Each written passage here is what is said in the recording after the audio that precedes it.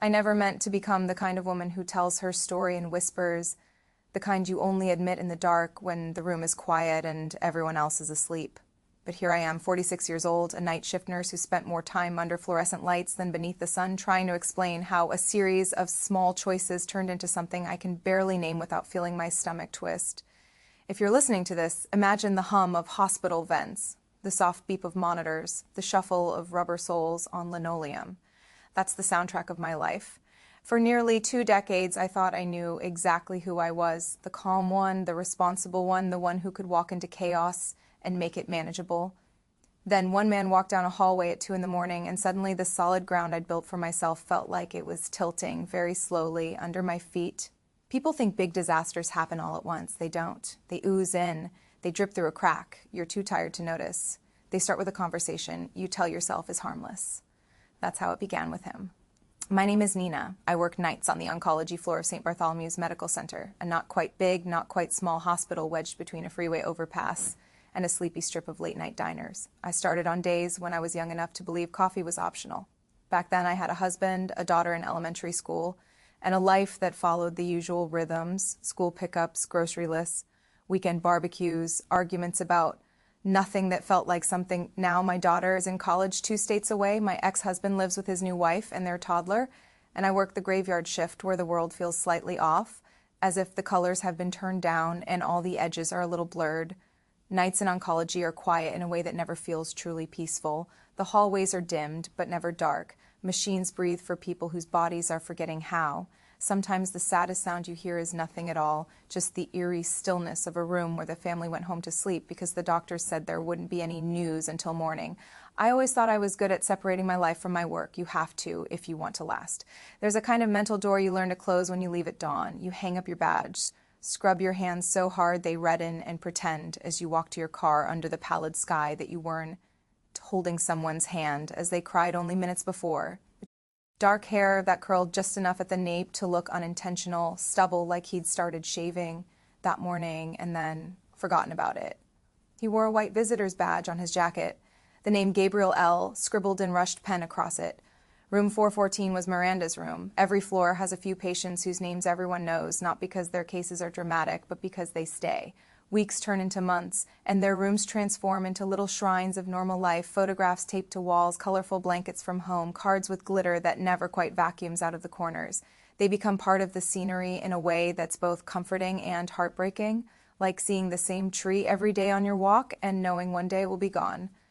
Miranda had been with us for almost 4 months. 36 years old, metastatic breast cancer that had spread to her bones and liver.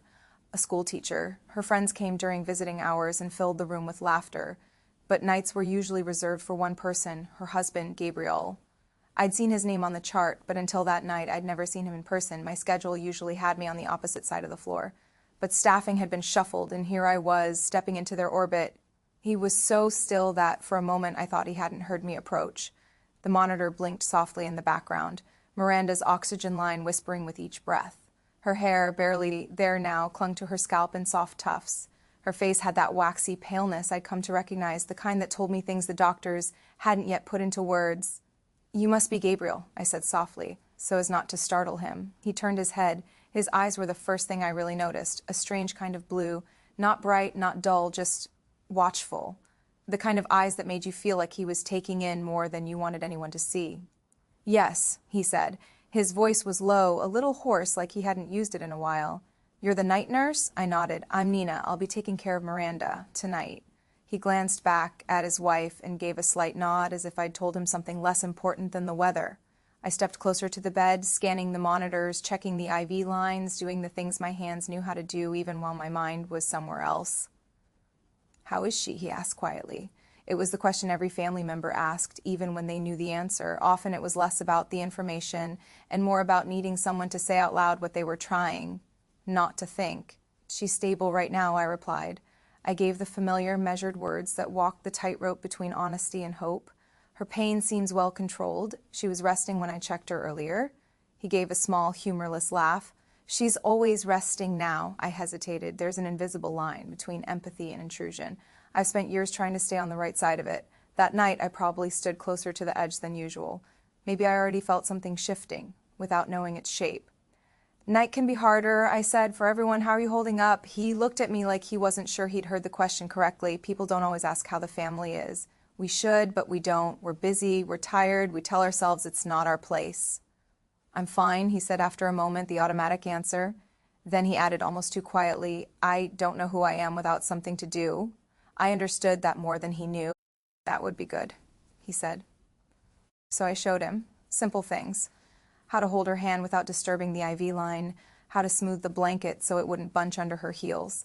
He moved carefully as if afraid he'd break her, this woman who used to be a whirlwind of movement if the photos around her bed were anything to go by. After a while, I stepped back, watching him. He wasn't the man I'd expected. I'd imagined anger, restlessness, maybe denial. Instead, there was a quiet intensity about him. He listened to every instruction like it was sacred. He thanked me more softly than most people did. The rest of the night, I caught glimpses of him through the window of 414. Sometimes he would be sitting in the chair, elbows on knees, head bowed. Sometimes he stood, hands on the rail of her bed, lips moving as if he were talking to her, though I couldn't hear the words. Once, around 3 a.m, I saw him rise, press his forehead gently against her hand, and stay there for a long time. I told myself the strange little pull I felt in my chest was nothing more than professional concern. Compassion, the kind nurses pride themselves on cultivating. I was wrong. He started coming more often after that. Not just in the evenings like before, but late at night too. He'd show up around midnight after spending hours at home trying and failing to sleep, or so he told me one night when the hallway was empty and we leaned against opposite sides of the doorframe. You could try staying home, I suggested once, not because I wanted him to, but because it seemed like what a sensible nurse should say. Get some rest. You can't pour from an empty cup. He gave me a faint smile. I can't sleep in that apartment alone. Everything in it feels like it belongs to someone who doesn't exist anymore. He gestured toward Miranda's room. This feels more real somehow. He had a way of speaking that made ordinary sentences feel heavy. The more nights we crossed paths, the more I found myself slowing down near 414, lingering just a little longer than necessary when I checked Miranda's vitals. We developed a rhythm. I'd ask about his day, he'd ask about mine. He always looked surprised when I told him I was divorced. I'm not sure why. Maybe he'd assumed that a woman who spends her nights caring for dying people must have someone waiting at home to anchor her. I remember the first time he made me laugh. Truly laugh, the kind that shakes something loose inside you. It was around 2 a.m. The floor had settled into that strange, suspended quiet where time feels thicker than usual. I'd just finished helping a patient in 420 who'd been throwing up relentlessly despite our best efforts. I felt wrung out, shoulders tight, my ponytail falling apart. I stopped by 414 to check Miranda's pain pump. Gabriel sat in the chair, notebook open on his lap, pen resting loosely in his fingers. You look like someone just asked you to run a marathon in laid shoes, he said. 12-hour shift, I replied with a shrug. Night 6 in a row. I'd probably lose to a toddler in a race right now. He tilted his head thoughtfully. Depends on the toddler. Some of them are terrifyingly fast. For some reason, the way he said it, so dry and unexpected, made me suddenly snort with laughter. A ridiculous, undignified sound that startled us both. I clapped a hand over my mouth. Sorry, I murmured, still half laughing. Inappropriate nurse reaction. It's the sleep deprivation. No, he said. It's good to hear someone laugh in here. He smiled, and it wasn't the faint, brittle thing I'd seen before. It was warmer, real. It made him look younger, the lines around his eyes melting into something softer. I walked out of that room with my chest feeling strangely light, and for hours after, I caught myself replaying that moment, the way his eyes had lit up. I told myself it was just nice to see a family member cope with humor instead of anger or tears. I told myself it was normal to feel a little more invested in some families than others. Human, even. Every rationalization I made in those weeks came wrapped in that comforting word, human. That's what we tell ourselves when we begin to drift. Time in oncology has its own language. You stop thinking in days and start thinking in scans. We'll see after the next scan. Let's wait to see what the imaging shows. The scan becomes a kind of god, its decrees written in grayscale shadows on a screen. Miranda's next scan was worse. I was there the night the attending came in with the results. I stood by the doorway as the doctor sat down and explained in gentle, rehearsed phrases that the chemotherapy wasn't working anymore, that they were shifting focus from curative to comfort, that terrible, vague word that means, in essence, we can save you, but we can try not to let you suffer too much as you go. Miranda listened with a calm that unnerved me. Gabriel didn't. His jaw tightened. His hands curled into fists where they rested on his knees. I watched the muscles in his forearms tense and release like he was fighting some instinct. to shout, to overturn the chair, to leap up and make a scene. But he didn't. He just nodded slowly, as if the air in the room had turned to syrup and movement took too much effort. After the doctor left, I stepped inside to check Miranda's drip. She looked at me with eyes that were both tired and oddly clear. "How long?" she asked quietly. "In your opinion, I won't hold you to it, just your gut." It's a cruel thing that after a while you develop a sense for these things. You can see it in their color, the way they breathe, the way their body sits under the sheets. I thought about her lab values, about the progression in her chart. "Months," I said softly, "not days, but probably not a year." I hesitated, then added, "I'm so sorry." She nodded, unsurprised. I figured. Gabriel stared at the floor, his lips pressed together, a tiny muscle jumping in his cheek. I wished for a moment that I could split myself in two and comfort them both separately, tailor my words perfectly to each. Instead, I stood there, a single flawed human, feeling painfully insufficient. "I'm going to fill out some paperwork," Miranda murmured after a moment. "Advance directives, that sort of thing. I'd like to talk to the social worker." "I can arrange that," I said. Later that night, when she'd fallen into a medication-heavy sleep and the floor had quieted again, I found Gabriel standing by the window, staring out at the city lights that glittered beyond the parking lot. "So that's it," he said when he heard me behind him. "We're just waiting for her to die now." His voice didn't break. That almost made it worse. "We're going to keep her comfortable," I said quietly. The words felt inadequate as I said them. "We're still here. She's not alone in this." He laughed, a rough, broken sound. "You've probably said that 1,000,000 times. "I have," I admitted, "to a lot of families, but it doesn't make it less true." He looked at me then, really. Looked, and something passed between us that I didn't have a name for, a kind of recognition. Like he'd just realized I wasn't only a uniform, and I just realized he wasn't only the husband in 414. "You must see people at their worst," he said, "angry, scared, selfish, all the stuff we try to hide in normal life." "Yes," I replied, "but I also see them at their most honest." He studied my face. "And what about you? Do you ever get to be honest, or do you just keep being professional?" The question hit me harder than I expected. I opened my mouth, closed it, laughed weakly. "I'm usually too tired to figure out what honesty would even look like," I said. He smiled faintly. "That sounds like something someone says when they're very, very good at not thinking about themselves." "What about you?" I countered, more defensive than I meant to sound. "You come here every night instead of sleeping. That doesn't sound like someone who's honest with himself either." He leaned against the windowsill, folding his arms. "Maybe I'm just afraid of what will happen when I don't have this to do anymore." This, sitting by her bed, talking to her even when she's too drugged to answer, adjusting her pillows because it makes me feel like I'm still useful. He looked at the dark glass. His reflection stared back at him. What does a husband become when there's no wife to care for? The quiet vulnerability in his voice made my chest ache. I wanted to say something comforting, something wise.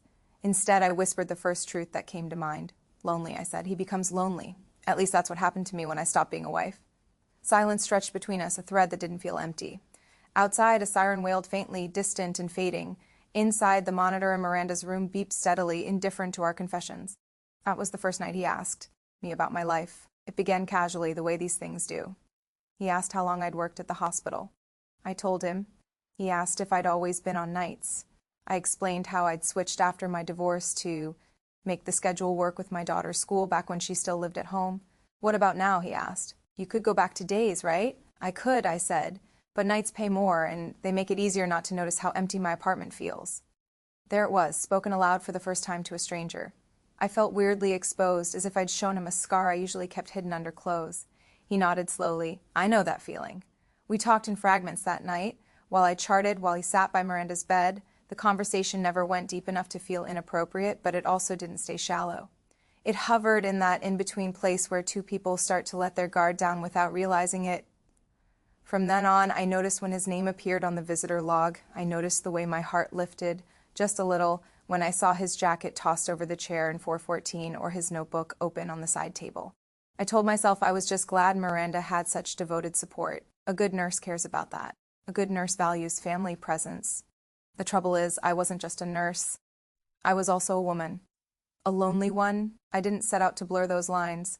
No one ever does. It happened slowly. Cup of coffee from the vending machine I brought him at 1 in the morning when he looked particularly worn out. "Tastes like regret," I warned him. He drank it anyway. A joke he told me about a disastrous attempt to cook dinner the week before, how he'd burned the garlic and set off the smoke alarm. I laughed, pictured him in a kitchen full of smoke, waving a dish towel at the ceiling. The first time he said my name without the nurse attached to it. "Nina, can I ask you something?" Not nurse, not ma'am, not excuse me, just Nina. I heard it echoing later in my head when I tried to sleep. The first boundary I knowingly crossed was small, almost invisible. It was a night like any other, at least on the surface. Miranda had been more awake that evening, a rare window of clarity between medication doses. We chatted briefly about my daughter, about her students, about the strange, intimate world of online teaching during her earlier treatments. She'd fallen asleep around midnight, her breathing soft and even. Gabriel stood near the door, tension radiating off him. "You can stay," I told him. "We'll dim the lights. There's a blanket in the cupboard." He shook his head. "I have. To go home for a bit. There are bills I keep ignoring, laundry, stupid things like that." He rubbed his eyes. "If I don't do them now, they'll bury me later." I nodded. "That makes sense." He hesitated, then said, "Would you call me if anything changes? I know you will anyway. He trailed off, embarrassed. "Of course," I said. "You're listed as our primary contact." He fumbled in his pocket and pulled out his phone. "Can I get your name, full name I mean, so I know who I'm talking to when someone calls?" I hesitated. It was a reasonable request. Families often asked for names, but usually I pointed at my badge.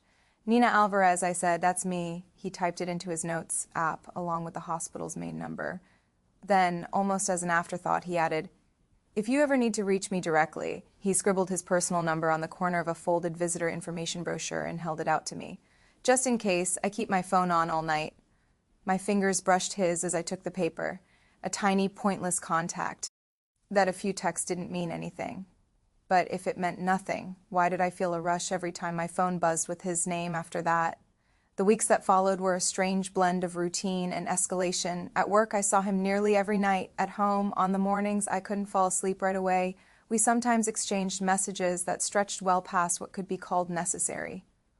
He told me about his old life in bits and pieces, how he and Miranda met in a photography class, how they'd saved for years to take a trip to Spain only for her to be diagnosed a month before their flight, how the unpaid bills stacked up on their kitchen table like a second, quieter sickness. I told him in careful slices about my own life, about my daughter, Lola, and how we mostly communicated through scattered texts and occasional video calls now, about my marriage that had slowly eroded under the grind of my shifts and my ex-husband's resentment. "You weren't home enough," Gabriel said one night, reading between the lines. "That's what he said," I replied. "He wanted a wife who could come to dinner parties and weekend getaways. I was busy trying to keep people alive." "And now," Gabriel asked, "do you regret choosing this? Every time I lose someone," I said, "I wish I'd chosen something easier. But when I help someone die without screaming, when I see their face relax because they're not in pain anymore, I think I'm exactly where I'm supposed to be." He looked at me thoughtfully. "You talk about death with more peace than most people talk about their jobs." "When you work nights," I said, "you see all the things people thought they had time for and never did. It rewires your sense of what matters." "And what matters to you?" he asked. The question hung in the air. I could have answered with something generic, health, family, stability. Instead, I heard myself saying quietly, "Honesty and connection, I guess. Real connection, the kind that doesn't feel like you're just saying your lines in some play you didn't audition for." His gaze didn't leave my face. "Do you feel that here with me?" I wasn't ready for that. The floor shifted under my feet. He listened, he nodded, and when the doctor left, he sank into the chair, elbows on his knees, fingers pressed against his temples. I stood there with my chart in my hand, feeling useless. There's no medication for the moment someone truly understands they are going to lose the person they love. No dosage that makes that realization any less lethal. "Do you want some water?" I asked, because it's what we say when we don't know what to say. He lifted his head. His eyes were wet, but no tears fell. "No, thank you." I stayed a moment longer, checking lines that didn't need checking, adjusting pillows that were already fine. I didn't want to leave him alone with his thoughts. "Nina," he said suddenly, voice low, "I'm scared I'll say the wrong thing and she'll remember that instead of all the good years." I moved closer, the chart pressing against my chest. "I've seen a lot of people at the end," I said gently. "They don't remember exact words. They remember how they felt, safe, loved. You can't ruin that with one clumsy sentence." He swallowed hard. "What if I can't be what she needs? What if I fail her?" "You won't," I replied. "You're here. That's more than a lot of people manage, honestly." Something in him broke at that. He drew in a shaky breath, and for the first time since I'd met him, tears actually spilled over. He pressed his fingers to his eyes like he was embarrassed by them.